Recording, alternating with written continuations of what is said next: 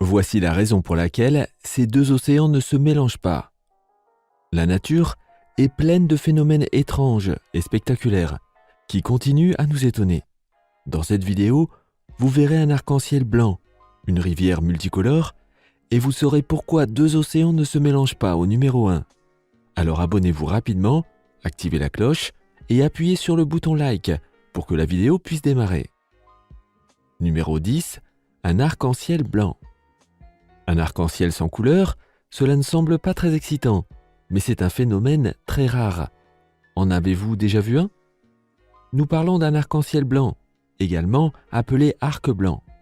En anglais, on le surnomme le fog bow ou arc-en-ciel de brouillard. C'est quoi exactement un arc-en-ciel blanc? Un arc-en-ciel blanc se produit tout comme un arc-en-ciel lorsque les gouttelettes d'eau brillent au soleil. En cas de brume ou de brouillard, les gouttes sont beaucoup plus petites. Au fur et à mesure que les gouttes deviennent plus petites, l'apparence de l'arc-en-ciel change. De petites gouttelettes de brouillard ne font que disperser la lumière, sans la répartir en différentes couleurs. La lumière est très peu décomposée, de sorte que vous percevez une lumière blanche. Vous verrez tout au plus, au bord de l'arc-en-ciel, une certaine décoloration. Au fait, saviez-vous que le soleil n'est pas la seule source de lumière pour ce phénomène particulier? Le clair de lune peut aussi produire un arc-en-ciel blanc. Pouvez-vous deviner comment il s'appelle alors? Laissez votre réponse dans les commentaires. Numéro 9. L'écume de mer. Parfois, on dirait que quelqu'un a jeté trop de savon dans la mer. Vous avez bien deviné, on parle d'écume de mer ici. Les enfants l'aiment beaucoup, mais dans les endroits où l'écume de mer se produit en quantité incontrôlable, elle peut être dangereuse. Qu'est-ce que l'écume de mer et comment est-elle produite? L'écume de mer est un phénomène naturel de la mer dans lequel une substance blanche mousseuse est formée. Cette substance flotte à la surface de l'eau et s'accumule sur la côte. Vous pouvez voir ce phénomène dans différents endroits du monde. La côte de Yamba en Australie est un endroit bien connu où l'écume de mer se forme régulièrement. La formation de l'écume de mer ressemble à celle de la crème fouettée avec une tasse de cappuccino. Dans la mer se trouve de la matière organique et notamment des micro-algues. Lorsqu'elles se multiplient, celles-ci forment des colonies collantes, comme une couche de gélatine. Lorsque ces colonies meurent, la protéine est libérée, qui est battue par les vagues pour former de l'écume. Numéro 8. La chaussée des géants. Si jamais vous visitez cet endroit, vous ne croirez pas au départ qu'il s'agisse d'un phénomène naturel.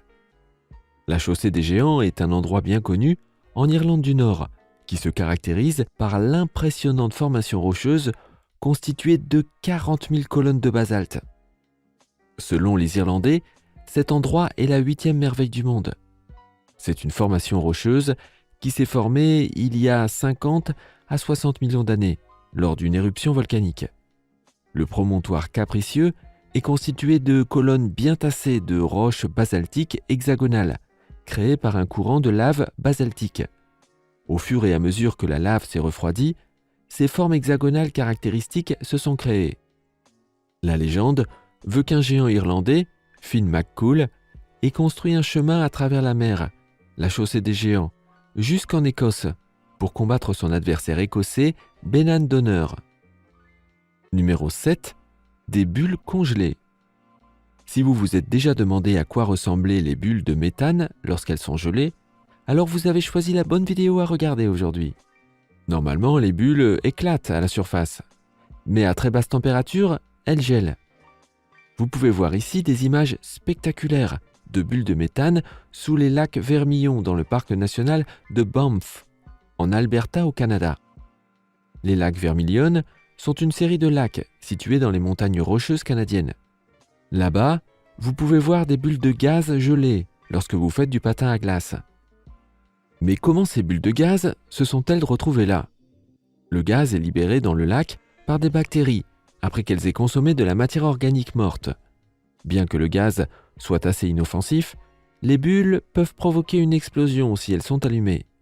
Oseriez-vous patiner sur des bulles de gaz méthane? Numéro 6. Black Sun. Le Black Sun est un phénomène naturel merveilleux qui ne cesse d'étonner les gens qui le voient pour la première fois.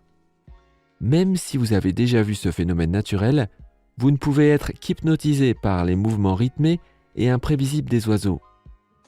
Qu'est-ce que le Black Sun exactement ? Au printemps et à l'automne, la région des Wadden, au Danemark, se transforme en un lieu de rassemblement pour des centaines de milliers d'oiseaux, en route du nord vers le sud et vice-versa. À l'approche de la nuit, ce sont des groupes de 100 000 à 300 000 oiseaux à la fois qui s'envolent pour aller se nicher dans les roselières. Chaque oiseau est perçu comme un point noir et se déplace selon un schéma distinct, créant ainsi différentes formes horizontales. En raison de l'énorme quantité d'oiseaux, c'est un véritable spectacle à observer. Parfois, les formes créées sont si grandes qu'elles bouchent la vue du soleil, d'où le nom Black Sun, qui se traduit par soleil noir en français. Numéro 5. Orage volcanique. Qui aurait cru que la foudre pouvait aussi se produire dans un volcan ? Comme si les deux phénomènes naturels n'étaient pas suffisamment dangereux en eux-mêmes. L'orage volcanique se caractérise par un éclair qui se produit pendant les éruptions volcaniques.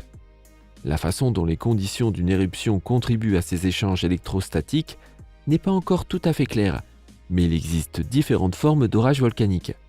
Par exemple, vous avez la foudre de cratère, le plus petit éclair qui se forme autour du cratère.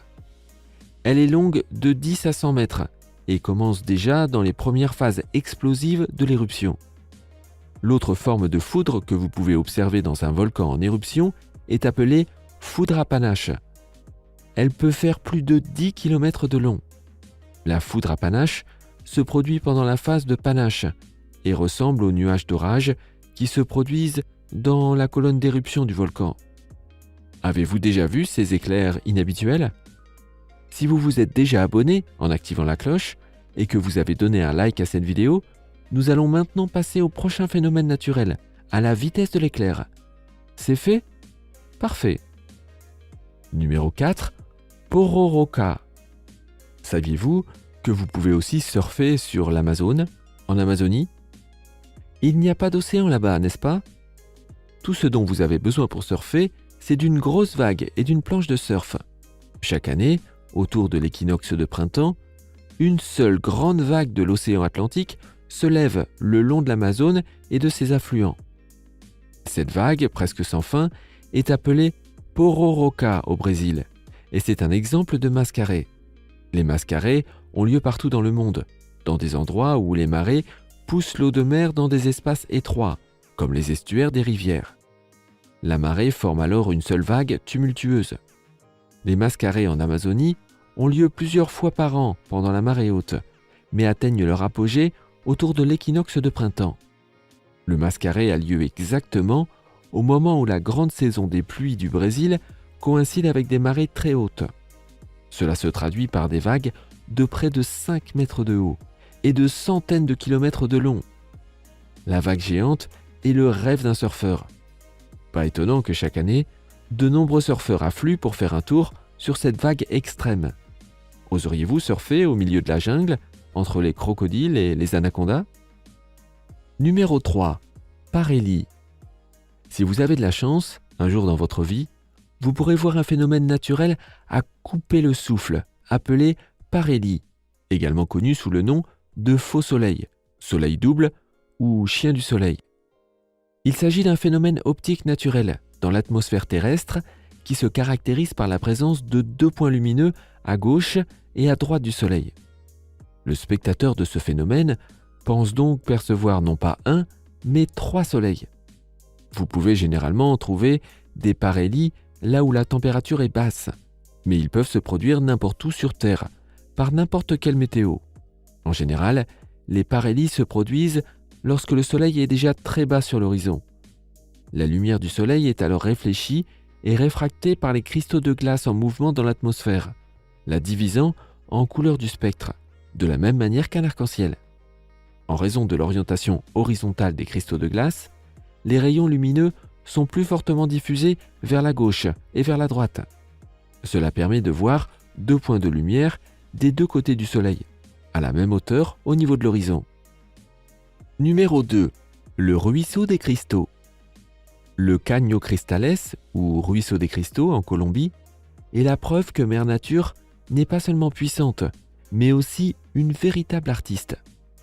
La belle rivière est cachée au milieu de la jungle, près du paysage montagneux de la Serranía de la Macarena. Pendant les 6 premiers mois de l'année, ce fleuve est une rivière normale, sans particularité. Cependant, si vous vous y rendez entre juillet et novembre, un phénomène naturel sensationnel se révèle, qui vous surprendra. Pendant cette période, la rivière se transforme en un arc-en-ciel liquide. Les couleurs vives et frappantes de jaune, vert, bleu, noir et rouge que la rivière expose ensuite au milieu de la forêt tropicale sont tout simplement stupéfiantes à voir. La couleur rouge profond est due à une plante qui pousse au fond du fleuve, la Macarenia clavigera. Selon la façon dont la lumière du soleil lui tombe dessus, vous pouvez voir des couleurs comme le magenta, le rouge vif, mais aussi le violet. De nombreux touristes visitent ce lieu d'intérêt chaque année. Et maintenant, nous sommes enfin arrivés en première place de notre classement. Voici la raison pour laquelle ces deux océans ne se mélangent pas. Il existe un endroit sur Terre où l'océan Atlantique et l'océan Pacifique semblent se rejoindre. Curieusement, vous pouvez voir ici une frontière nette entre les deux océans. On supposerait que les océans se mélangent à cause de leur nature liquide commune. Pourtant, on voit une séparation nette. Mais pourquoi ne se mélangent-ils pas? Tout d'abord, nous devons préciser que ce ne sont pas les deux océans mentionnés précédemment qui se rejoignent, mais l'eau des glaciers fondus et les eaux côtières du golfe d'Alaska. La partie bleu clair est l'eau fondue des glaciers, et la partie sombre est l'eau de l'océan Pacifique. La raison de cet étrange phénomène est due à la différence d'étanchéité, de température et de salinité de l'eau des glaciers fondus et des eaux au large des côtes du golfe de l'Alaska. Il est donc difficile pour les deux types d'eau de se mélanger l'un à l'autre. On peut en fait rencontrer ce phénomène partout où se rejoignent différents courants. Cela n'a donc rien à voir avec les frontières entre les océans, qui ont en fait été inventées par l'homme. Il s'agit davantage de la frontière entre le froid et le chaud, le sucré et le salé.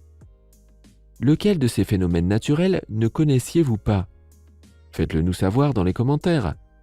Afin de ne pas manquer une seule nouvelle vidéo, appuyez sur s'abonner, sur la cloche et sur le bouton j'aime. Vous serez averti dès qu'une nouvelle vidéo sera mise en ligne sur notre chaîne.